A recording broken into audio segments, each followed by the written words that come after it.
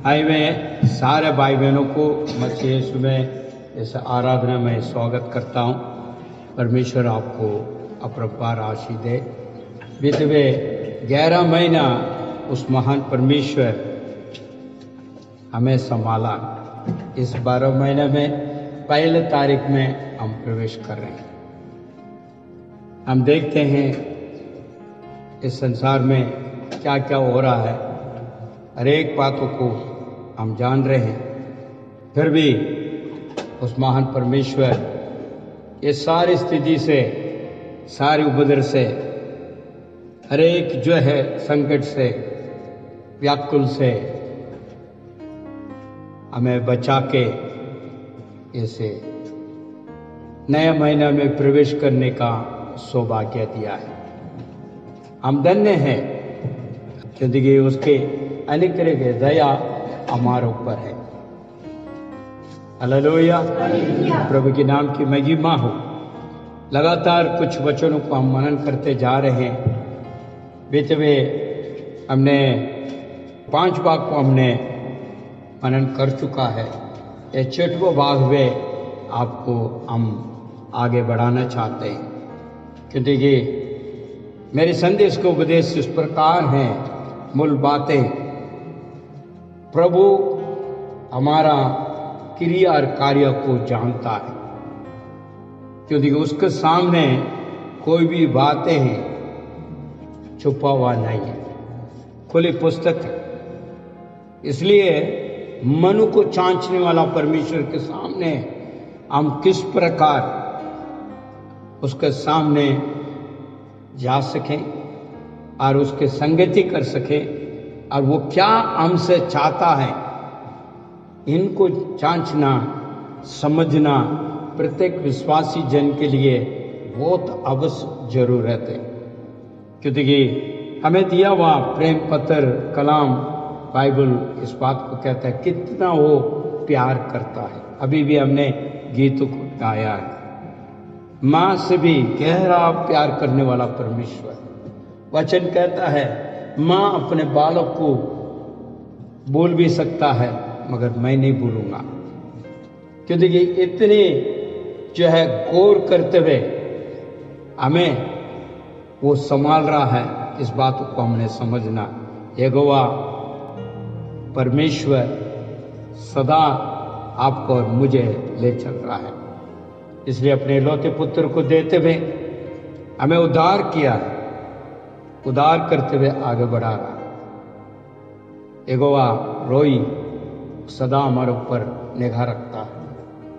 Hallelujah मेरे भाई मेरे बहन, इसलिए मन को जांचना हमें बहुत आवश्यक जरूरत है।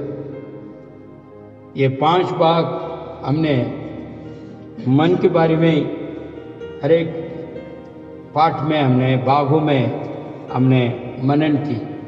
आज भी मैं आपके बीच में उसी बात को लेकर आने चाह रहा हूं क्योंकि लगातार हम अपने हृदयों को जांचना अवश्य जरूरत है क्योंकि हर एक भली बुरी बातें हमारा अंदर का मन से उत्पन्न होता है।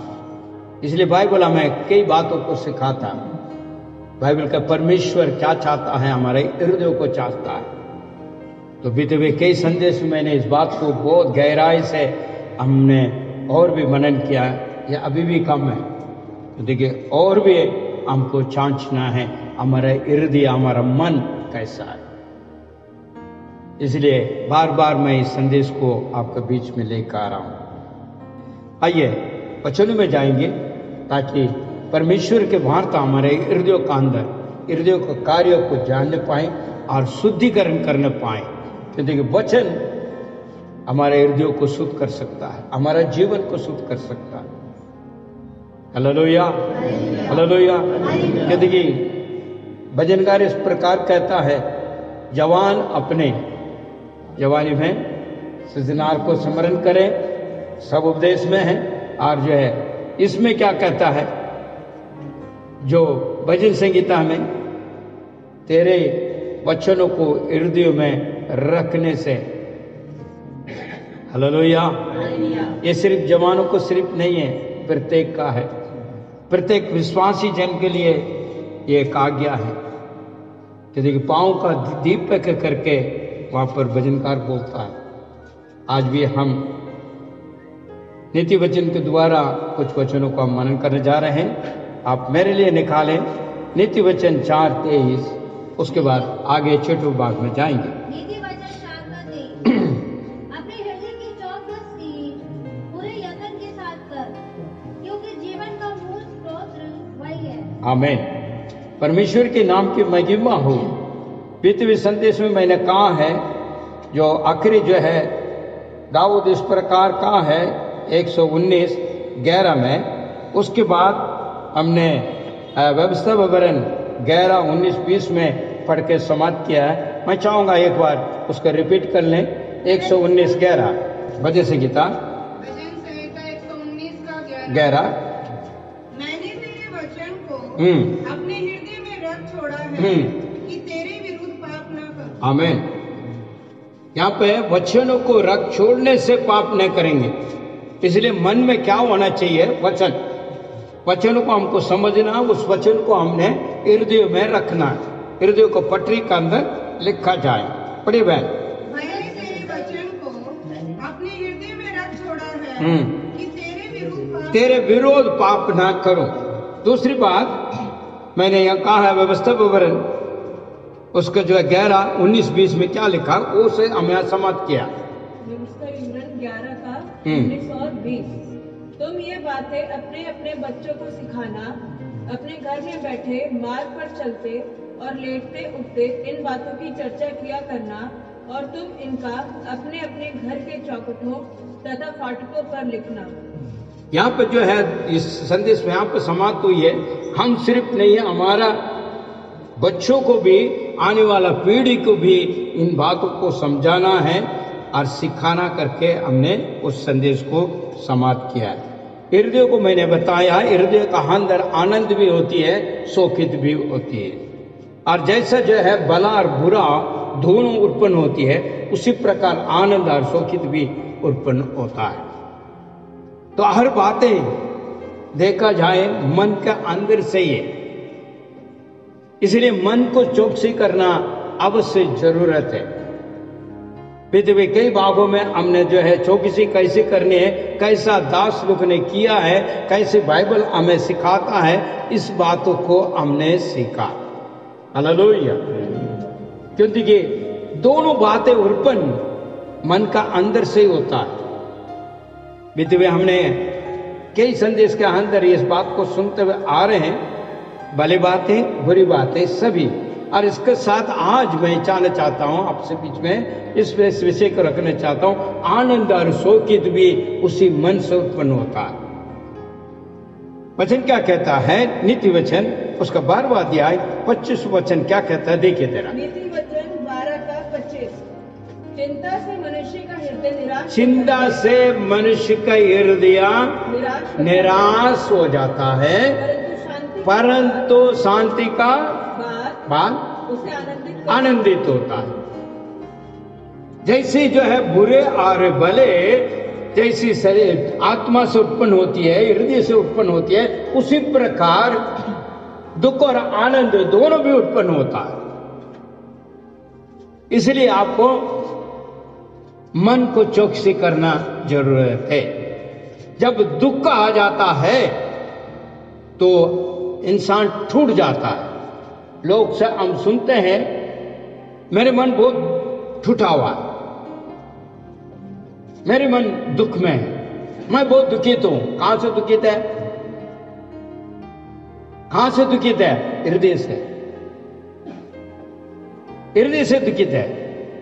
इसलिए वो मूल कहां होता है, आशीष को सोता है, वो हृदय मन है। इसलिए तो वहां पर कहता है 4:23 में, सबसे अधिक अपने मन को, क्योंकि जीवन का मोल स्रोत वही। आमीन। इन बातों को हमने समझना है। भरे बोले तो हमने बहुत अभी तक जो है 5 पार्ट में हमने 5 भाग में हमने काफी मनन की। आज जो है आनंद और शोकित के बारे में आपको बता रहा हूं। मन को आप जो है काबू रखोगे, मन को आप जब संभालोगे तो दुख अंदर प्रवेश नहीं होगा। आपका मन हमेशा आनंदित रहेगा, क्योंकि वचन इस बात को कहता है, परमेश्वर ने जगत में ऐसे प्रेम किया है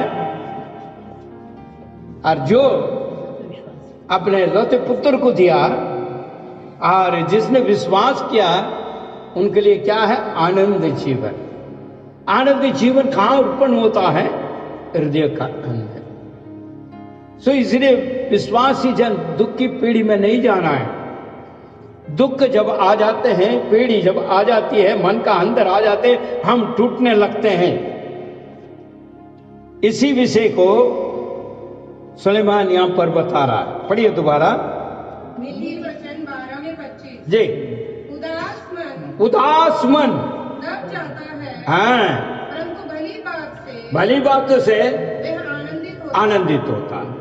देखिए, जब दुख आ जाता है तो प्रार्थना नहीं हो पाती है। जब व्याकुल पड़ जाते तो हमको प्रार्थना नहीं आते। कई लोग क्या करते हैं, प्रार्थना नहीं कर पाते, इतना ज्यादा विलाप हो जाते हैं तो सिर्फ रोना ही होता है, क्योंकि टूट चुका है, निराश हो चुका है, जीवन के जीने के लिए, संसार के जीने की इच्छा नहीं है, खाने की इच्छा नहीं है, कुछ कार्य करने की इच्छा नहीं है। ये सब कुछ जो है हृदय का अंदर ही उत्पन्न हो रहा है। वो क्या काम करता है? निराश मन कर देता है। कहता मेरा आगे पीछे कोई नहीं है, मेरा ये बताने वाला नहीं, वो बताने वाला नहीं, ये है वो है, ये सब मिलके निराश मन उत्पन्न करता है। जब निराश मन आ जाता तो हम परमेश्वर के साथ संगति नहीं कर पाते। कुछ लोग करते भी हैं, पूरा टूटने के बाद आशा खत्म हो गया, सारा खत्म, निराश मन में है, कहीं आशा मिल सकता है, तो परमेश्वर को पुकारता भी है। मगर निराश मन होने नहीं देना है, मन को रक्षा करना है, क्योंकि हमें निराश मन होने के लिए नहीं बुलाया गया, दुखित होने के लिए नहीं बुलाया गया, व्याकुलता में रहने के लिए नहीं बुलाया गया, सदैव परमेश्वर में आनंदित रहने के लिए बुलाया गया। पौलुस उस प्रकार कहता है, सदैव आनंदित रहो, प्रभु मसीह में आनंदित रहो। मगर आज विश्वासी जन उस आनंद को खोते हुए हमेशा यही बोलते हैं, आप कैसे हैं? तो वो बड़ा ऐसे ऐसे बतेरे तो दुख की पीढ़ी के बारे में बोलते हैं। उनके जो घोषणा क्या होती है, अंगीकार क्या करता है, दुख की पीढ़ी के बारे में बताता है। जो परमेश्वर ने भले भले कार्य की है वो नहीं बताते हैं, क्योंकि उसका मन निराश है, दुखित है, उसी बातों को वो दोहराता है। मगर ये नहीं कह पाते हैं, एक नौकरी है समझ लीजिए, एक इंटरव्यू में जा रहे वहां नहीं मिल पाया, शोकित हो जाते हैं, निराश मन हो जाते हैं। ये नहीं कहते ठीक है परमेश्वर ये नहीं है, दूसरा मेरे लिए रखा होगा। ये हो सकता परमेश्वर की वजह से नहीं मिला, हो सकता इससे भी बेहतरीन मुझे मिल जाएगा, वो दिन आएगी, तो वो निराश हट जाएगा। अरे एक बातों को मैं बता रहा हूं, चाहे वो बीमार हो, चाहे दुख हो, चाहे पीढ़ी हो, कैसे भी जो प्रॉब्लम है, जो भी कुछ है, इसलिए यीशु ने कहा है विश्वास करने वालों का सब कुछ संभव है। हालेलुया, आमीन। विश्वास करने वालों का सब कुछ संभव है। परमेश्वर सब कुछ करने के तैयार है, मगर कहां विश्वास होना चाहिए? मन में विश्वास होना चाहिए। उस मन का अंदर विश्वास को लेकर आएंगे जब भी हो जाते, तो अपने मन को सुरक्षित करना बहुत ही आवश्यक जरूरत है। जब आनंद आ जाती है, भरपूरी हो जाती है। हालेलुया। ये दो बातें वहां पर देखते हैं। आगे पढ़िए जरा, उसी को पढ़िए। नीति वचन 12:25। चिंता से मनुष्य का हृदय निराश होता है, परंतु शांति की बात उसे आनंदित कर देती है। क्योंकि जो है आनंदित करने वाली बातों को हमको लेकर आगे बढ़ना है, शोकित वाला नहीं। शोकित के लिए नहीं है, हम आनंदित के लिए है। आनंद इसलिए करना है कि देखिए परमेश्वर यीशु मसीह आ रहा है दोबारा, किसको लेने के लिए? हमें लेने के लिए आ रहा है। हालेलुया। फिर कैसे शोकित होंगे? प्रभु आ रहा है स्वर्ग में ले जाने के लिए। वहां ना दुख है, ना पीड़ी है, ना कष्ट है, ना कुछ है, कुछ नहीं है। आनंदित आनंदित है प्रभु का दर्शन में। सो हमारा हृदय आनंदित होना चाहिए। परमेश्वर हमें लेने आ रहा है। वचन क्या कहता है? आसमान में उड़ते हुए जाएंगे। फ्लाइट में जाने में कितना वो मजा आता है, कितना तो सोचते हैं, तो उड़ते हुए जाएगा तो कैसे होगा? उस महान परमेश्वर के साथ हम उड़ते हुए जाएंगे। हालेलुया।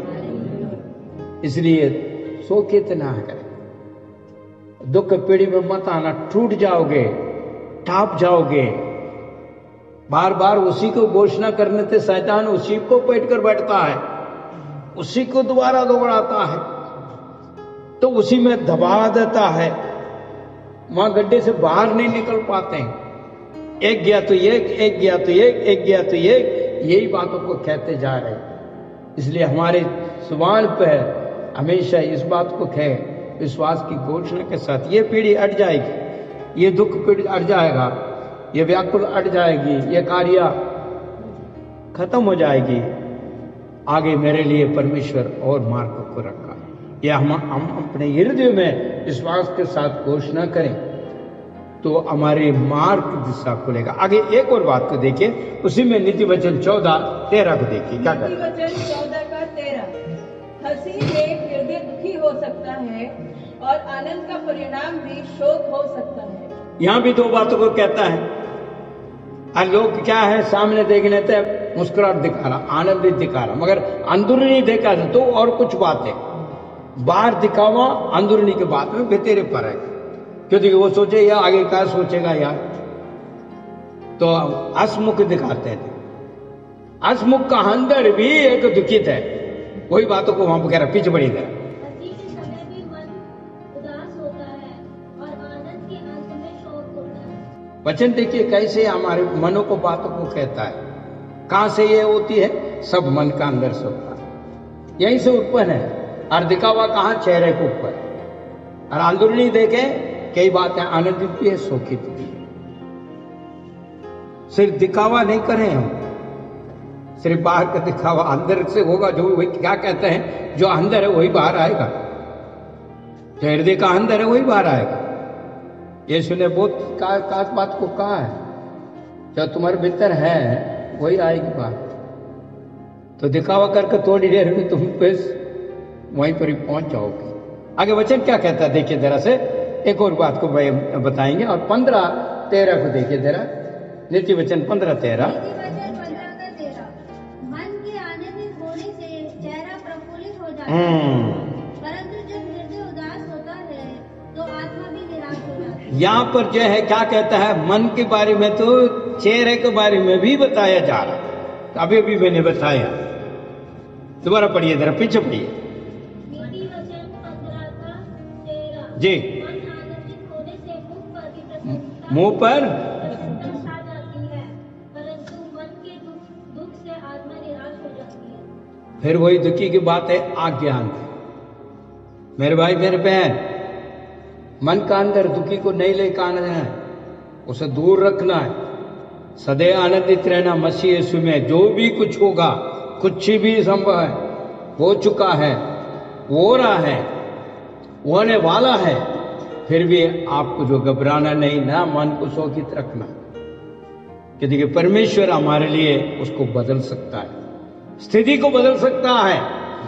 कई लोग कहते हैं अरे भाई क्या होगा, मगर बदलने वाला परमेश्वर बदल देता है।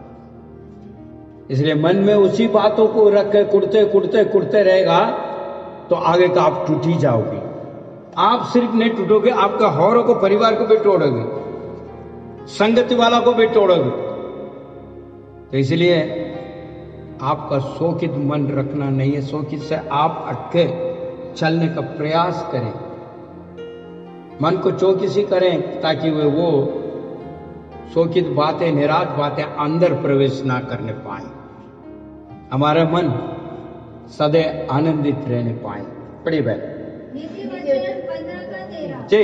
मन के आनंदित होने से जाता है, हाँ, परंतु जब हृदय उदास होता है तो आत्मा भी निराश हो जाती है। आत्मा भी निराश हो जाता है। निराश होने नहीं देना है हमारे आत्मा को। निराश होने से बहुत कुछ हम खो जाते हैं, और खो गया भी है, खो चुका है और खो रहे हैं अभी।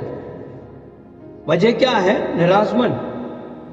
हमारे हृदय का अंदर कई बातें आने के बाद वो बनती नहीं पा रहे, नहीं बन पा रहा।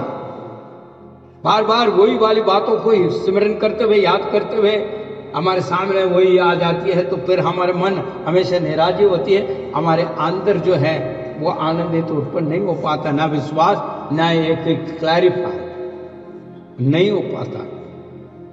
क्यों? हम अंदर वो बातों को रख रहे हैं, उन शोकित बातों को, निराश मन को अंदर रखते हुए चल रहे हैं, तो हम आनंदित हो ही नहीं सकता। न किसी को हम क्षमा कर सकते हैं, किसी से न प्रेम कर सकते हैं, किसी के जो संगति कर सकते हैं, किसी से भला कार्य कर पाएंगे, क्योंकि मन गवाही नहीं देगा। और वहां पर जो है निराश मन को लेकर शैतान इसी बातों को लेकर बहुत कुछ जो है जीवन में बिगाड़ देता है। अविश्वास को लेके, अशांत को फैलाते हुए, और कहीं कहीं पहुंचा देता है। और उसका अंत क्या होता है? कई लोग जो है सहन नहीं पाता, अपने आप को भी समाप्त कर देते हैं। अरे अभी क्या करना है मैंने? ये जीवन किस बात का, किसके लिए जीना है, क्यों जीना है? और वजह क्या है? इसमें कुछ भी नहीं है। क्या है, क्या फायदा है? कुछ नहीं। क्यों? मन निराश है। मगर परमेश्वर आपको और मुझे निराश मन के लिए नहीं बुलाया, आनंदित के लिए बुलाया। निराश मन लोगों को शांति का घोषणा करने के लिए आपको और मुझे चुना है। जहां व्याकुल है, जहां जो है लोग जो है परेशानी है, जहां दुख है, जहां अशांत है, वहां पर आपको पेशवर करने के लिए परमेश्वर आपको और मुझे चुनकर हमारे हृदय का अंदर आनंद का स्रोत उत्पन्न किया। हालेलुया। मगर हम खुद ही निराश मन होगा तो कहां से हम औरों को शांति का घोषणा कर सकते हैं, ना शांति का मार्ग दिखा सकते हैं। आज विश्वासी जन का अंदर कमी है, वो तीसों की तो होकर बैठा हुआ, तो फिर कहां से किसी को आप शांति का घोषणा कर सकते? कहां से आपको उनको उद्धार का मार्ग दिखा पाओगे? नहीं दिखा पाएंगे। शैतान की एक चाल है, निराश मन को लेकर आकर है आगे न बढ़ाना, उन्हें वहीं दबा कर रखना, वो कोशिश है। मगर परमेश्वर कह रहा है निराश मन मत हो, आनंदित रहो, तेरे कार्य को मैं संभालूंगा। और तुझे मैंने चुन रखा है और निराश मन वालों लोग के लिए आनंद की बातें कहने के लिए, हाँ, विश्वासियों के विश्वास की बातों को कहने के लिए हमें चुन कर रखा। मगर तू खुद क्यों है शोकित है? किस विषय में शोकित है? मेरे भाई, मेरे बहन, हम सदैव परमेश्वर यीशु मसीह में आनंदित होना है, इसीलिए बुलाया गया। हमारा बुलावट यही है। पौलुस इस बात को देखा, पौलुस के जीवन का अंदर कई कष्ट आया, दुख आया, पीड़ी आया, परेशानी आया, वो वर्णन करते जा रहा बाइबल का अंदर बतेरे, मैंने इतना मार खाया हूं, इतनी जो है नुकसान उठाया हूं, इतने लोग हमें सताया, इतने लोग मैं हमारे साथ में जो है दुष्ट विराग करा है, धोखा किया है। ऐसे कई वर्णन को बातें, कई बातों को कह के जा रहा, फिर भी वो कहता है तू आनंदित रहे, मैं प्रभु में आनंदित हूं, तुम भी सदैव प्रभु में आनंदित रहो। वो शोकित नहीं हुआ, निराश मन होकर नहीं बैठा। अगर ऐसा होता तो वो आगे नहीं बढ़ पाता। इसलिए हर एक बातों को हमें जांचना है, जांच के हमें जो है निराश मन को उठाना है और प्रभु में आनंदित होकर जीवन बिताना। हर घर में जो आजकल शांति, समाधान, आशीष नहीं का कारण क्या है? निराश मन। पति निराश है पत्नी से, पत्नी निराश है पति से, बच्चे निराश है माँ बाप से, माँ बाप निराश है बच्चों से। वो निराश मन के वजह से पूरा परिवार टूटे फूटे पड़े हुए हैं। जितनी भी कमाई आ जाए, कितने भी खा ले, कितने भी पी ले, जितने भी का उड़ ले, सब कुछ होने के बावजूद भी वहां का हृदयों में आनंदित नहीं है। हर जगह हर परिवार का अंतर ये हो रहा। हमारा मन अगर सही है, विश्वास है और प्रभु में है, आनंदित रहे, सब हमारा परिवार भी सही हो जाएगा, सब कुछ सही रहेगा। हालेलुया।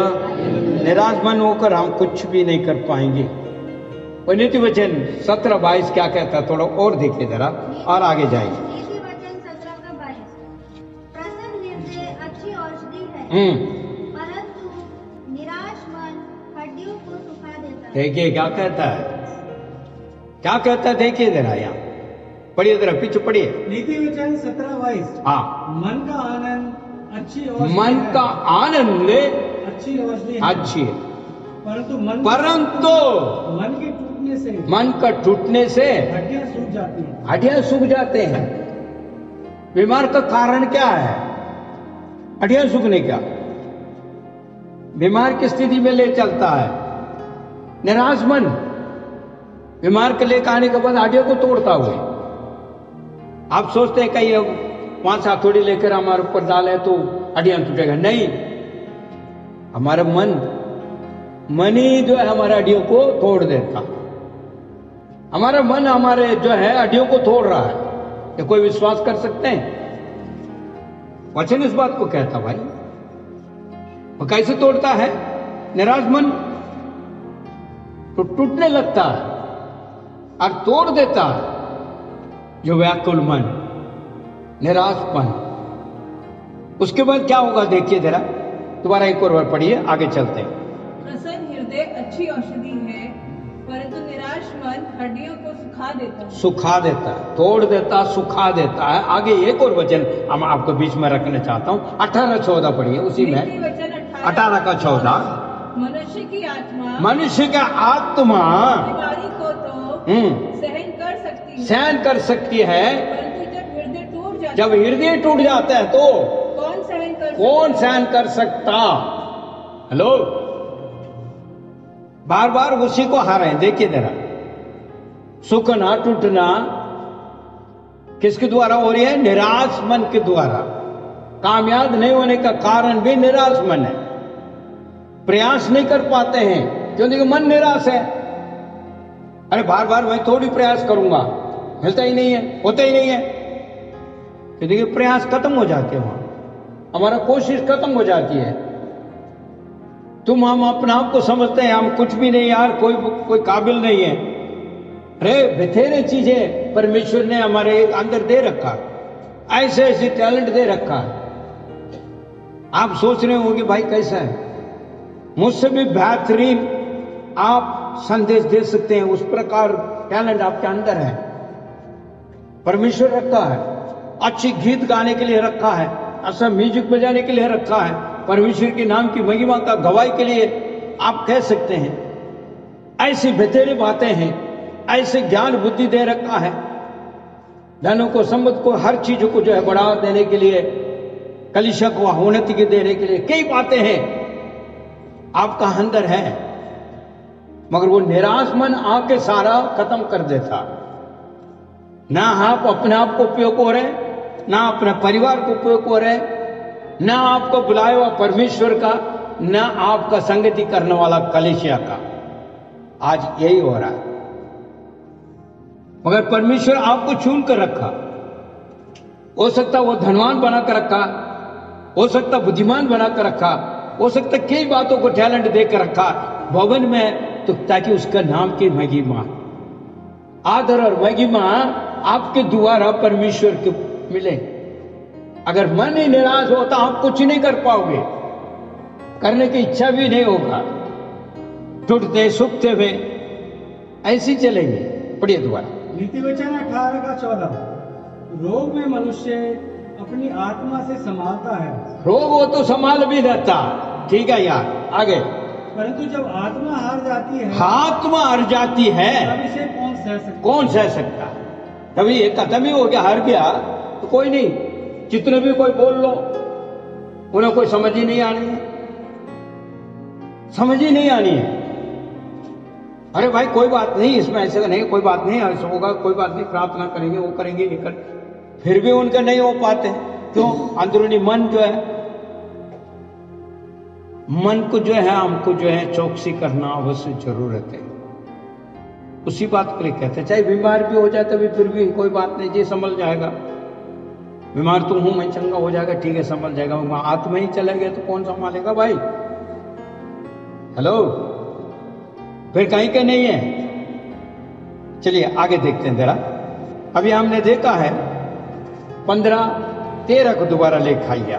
नीति वचन 15 का 13 मन के आनंदित होने से चेहरा प्रफुल्लित हो जाता है, परंतु जब हृदय उदास होता है तो आत्मा भी निराश हो जाती है। निराशपन को अठाई है। यहां पर जो पहली बात है चिंता, वो चिंता जो आ जाती है अंदर, जब ही निराशमन हो जाता है। खास तौर पर जो है प्रत्येक मानव जाति का अंदर एक बात होती है, अपने मन की मनोरथें पूरी नहीं हो पाती है तो वहां पे कुछ चिंता और कोई बातें ऐसी उत्पन्न होती है, वो कुछ और निराश मन में ले जाता है। क्योंकि हर एक चीज है, मनोरथें हमारा इच्छा के मुताबिक हो जाए तो आनंदित है, अगर हमारी इच्छा का मुताबिक नहीं हुआ तो निराश मन है। अरे मुझे नहीं मिला ना, मुझे नहीं हो पाया ना, वो नहीं हो पाया, वो नहीं हो पाया। तो यहां पर आपको और मुझे क्या करना चाहिए? परमेश्वर की इच्छा जो है उसके मुताबिक सौंपते हुए चलिए। हर एक बातों के लिए कह रहा हूं मैं, क्योंकि वो परमेश्वर की इच्छा नहीं है भाई, इसलिए नहीं हो पाई तो निराश अंदर नहीं प्रवेश करेगा और उसमें हम फंसेंगे नहीं। फिर हमारा मन हमें तसल्ली देता है, यार प्रभु की इच्छा है। Hallelujah, hallelujah.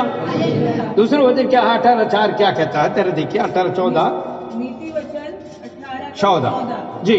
मनुष्य की आत्मा बीमारी को तो सहन कर सकती है, हाँ, परंतु जब हृदय टूट जाता है तो कौन सहन कर सकता है? टूटने नहीं देना है। पहले भी बता रहा हूं, अभी भी बता रहा हूं। सबसे पहले तो हम इसमें देखते हैं, किसमें? आपको 15-13 में देखने से हमारे अंदर एक जलना उत्पन्न होता है, जलन पैदा होता है। किसके ऊपर? जब हम कामयाब नहीं हो पाते तो जलन हो जाता है। अरे परमेश्वर ने मेरे लिए तो खरा ही नहीं है, अरे मेरे परिवार ने तो किया नहीं, मैंने इतना प्रयास किया, हुआ नहीं। सबसे पहले जलन को उत्पन्न, वो जलन ही जो है आगे लेके चलता है। उसके बाद क्या कहता है? टूटना। पहले जल लिया, उसके बाद टूट गया। उसके बाद क्या होता है? गलना। गलने के भी है, जलना, उसके बाद टूटना, उसके बाद गलना। 18-14 दोबारा पढ़िए। नीति वचन 18:14 मनुष्य की आत्मा बीमारी को तो सहन कर सकती है, परंतु जब हृदय टूट जाता है तो कौन सहन कर सकता है? मुरझाता है, हमारा हृदय मुरझाता है। 3 बातें मैं आपको बीच में मैं रखना चाहूंगा। क्या है? सबसे पहले जो है आपका जो 15-13 को, उसके बाद दूसरा मैं ये देख जाता हूं 18-14 को, तीसरा मैं देना चाहता हूं 17-22। पढ़िए 17-22 पढ़िए। नीति वचन 17 का 22 सूखना टूटना। प्रसन्न हृदय अच्छी औषधि है, परंतु निराश मन हड्डियों को सुखा देता है। सुखाता है, टूट जाता है। उसके बाद कहीं है कुछ है आगे? जब सूख गया, टूट गया तो आगे कुछ भी नहीं है, आशा खत्म हो गया, आशा खत्म है। वचन क्या कहता है? लूका सुसमाचार उसका 12वां अध्याय 25 से 26 तक देखिए जरा। लूका 12 का 25 से 26। तुम में कौन ऐसा है, तुम में कौन ऐसा है जो चिंता करके अपने जीवन की अवस्था अपने जीवन की अवस्था अवस्था एक घड़ी भी बढ़ा जाए। अतः यदि तुम छोटे से छोटा कार्य भी नहीं कर सकते तो अन्य बातों के चिंता क्यों कर? अभी मैंने कहा चिंता का वजह से सारा हो रहा। क्यों चिंता कर रहे हो? आज चिंता में पड़े हुए विश्वासी जन हर एक बातों का चिंतित है, मगर वचन उसको आप साफ कहता है चिंता मत करो। उसके बदले से पत्रुस एक बात को कहता है, पहले पत्रुस 5वां अध्याय उसके 7वां वचन क्या कहता है देखिए। पहला पत्रस 5 का 7। अपनी समस्त चिंता हाँ। उसी पर डाल दो, क्योंकि मैं तुम्हारी चिंता करता है। क्या करता है? वो चिंता करता है। चिंता करने के लिए हमारे लिए है। फिर आप क्यों चिंता कर रहे हैं? आप क्यों निराश मन है? क्यों चल रहे हो? सोचिए जरा, क्यों? जलना, गलना, टूटना, मुरझाना, क्यों? क्योंकि परमेश्वर कहता है ना, मैं हूं, समस्त चिंता को मेरे ऊपर छोड़ दो, मुझे ध्यान है। इसका मतलब क्या हुआ? हम उस वचन को मानना ही नहीं है, मानना ही नहीं। पीछे पड़िए जरा। 1 पत्रस 5 का 7। अपनी सारी चिंता उसी पर डाल दो, क्योंकि उसको तुम्हारा ध्यान है। तुम्हारा ध्यान है, वो कह दिया, मगर फिर भी हम चिंतित हैं। जलना, गलना, टूटना, ये हमारे अंदर चलते आ रहा है। तो इसका मतलब पर पूरा हमारा विश्वास उस परमेश्वर का वचन के ऊपर नहीं है। वो वचन वहां पर है, मगर वचन हमारे हृदय में नहीं।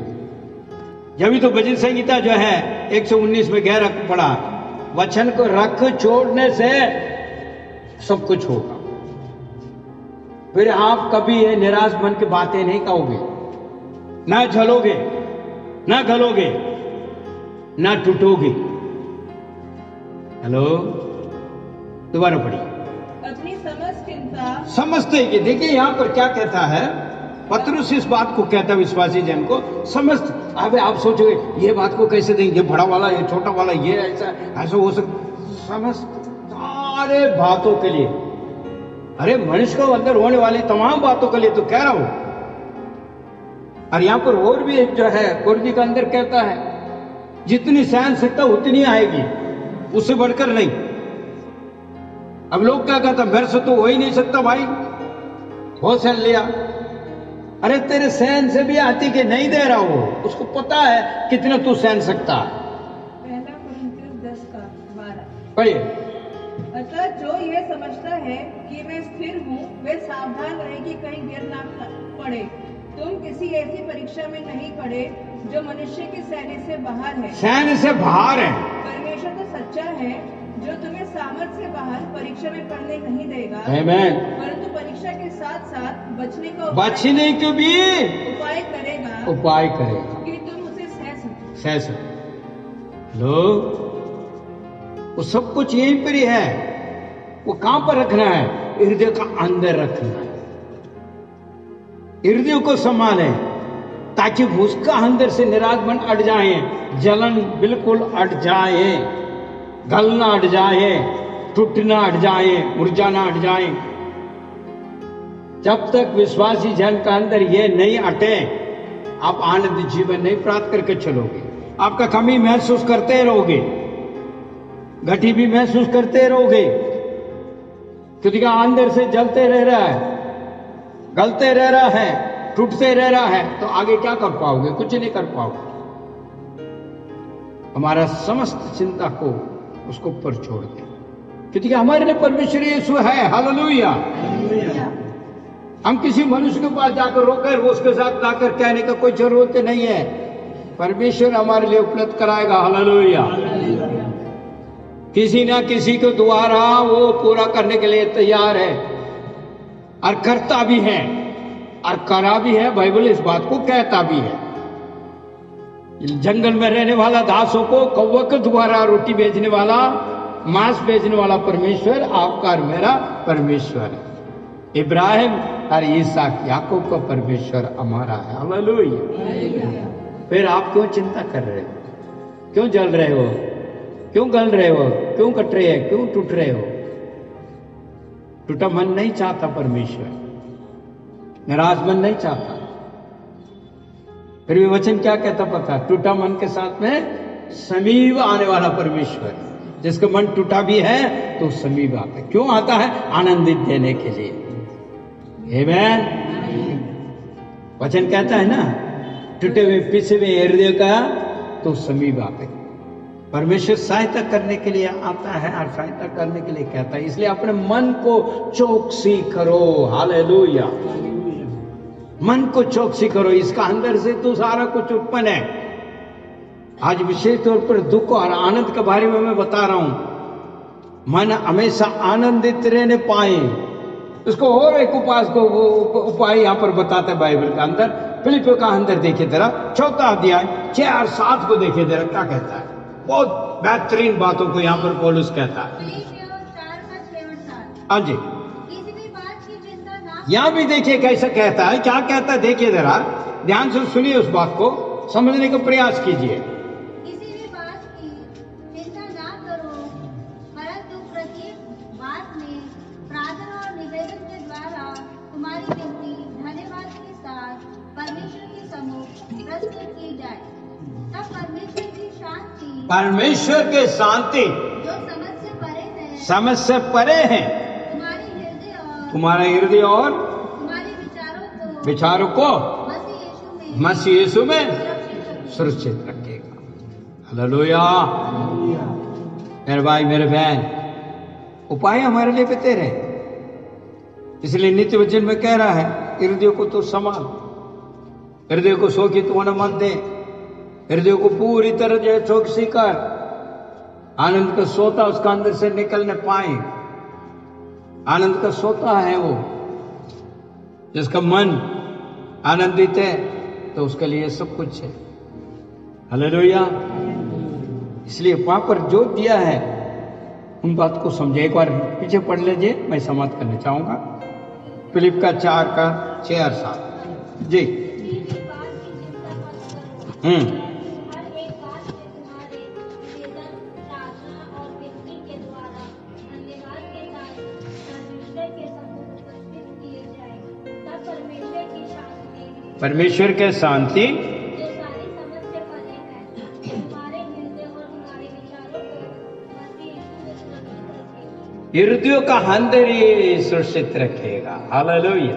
इसलिए हृदयों को आप क्या करोगे? चौकसी करोगे। सारी बातें हृदय से उत्पन्न है। ये छठो बात मैं यहां पर समाप्त कर रहा हूं। आंखों को बंद करें, सिर को झुकाएं, हम प्रार्थना करेंगे। आइए हम दुआ करें। सब अपने आप को छांछे दे रहा। आपका मन अगर निराश है, हो सकता है आपका मन जल रहे हैं, हो सकता है आपका मन गल रहे हैं, हो सकता है मन आप पर टूटा हुआ है, मुरझा पड़ा हुआ है, तो परमेश्वर को दे दो। क्या प्रभु जी मुझे मदद कर, सहायता कर, ताकि वो महान परमेश्वर आपको सहायता कर सके। आंखों को बंद करें, सिर को झुकाएं, सौंपे प्रभु के सम्मुख में। प्रभु मेरा निराश मन को हटाइए, टूटे हुए मन को हटाइए, ताकि मैं आनंदित होके आगे बढ़ सकूं। सभी अपनी आंख को बंद करते हुए, सिर को झुकाते हुए प्रार्थना करें। प्रभु से कहें, प्रभु मेरे निराश मन को हटाइए, और मैं चाहता हूं आज के वचन के मुताबिक ये जलन मन मेरे से हट जाए, ये गलने वाली बातें हटने पाए, टूटने वाले विषय हटने पाए, ताकि मैं सदा आनंदित रह के आपके नाम की महिमा और स्तुति आराधना करूं, और आपकी मर्जी के मुताबिक मैं आगे बढ़ सकूं, आपकी इच्छा को पूरा कर सकूं। मेरे भाई मेरे बहन, परमेश्वर आपको मदद और सहायता करेगा। धन्यवाद पिता, आपके दया के लिए, इस वचन के लिए। दोबारा एक और बार प्रभु मान परमेश्वर, ये छठवें भाग में हम अपना मन निराश है, आनंदित है, इसको जांचने के लिए सहायता किया। आपके सामर्थ्य वचन सुनने वाले प्रत्येक भाई बहनों के हृदय का अंदर वो निराश मन को हटाने पाए, आशा को उत्पन्न करने पाए और आनंदित रखने पाए, क्योंकि तेरे वचन कहता है मसीह यीशु में सदा आनंदित रहो। मैं दोबारा कहता हूं तो आनंदित रहो मसीह यीशु में। वो आनंदित प्रभु हमारे हृदय में सदा बना रह सके। आपने मेरी प्रार्थना सुना, उत्तर दी। धन्यवाद, ये यीशु मसीह का नाम से मांग लेते हैं, आमीन।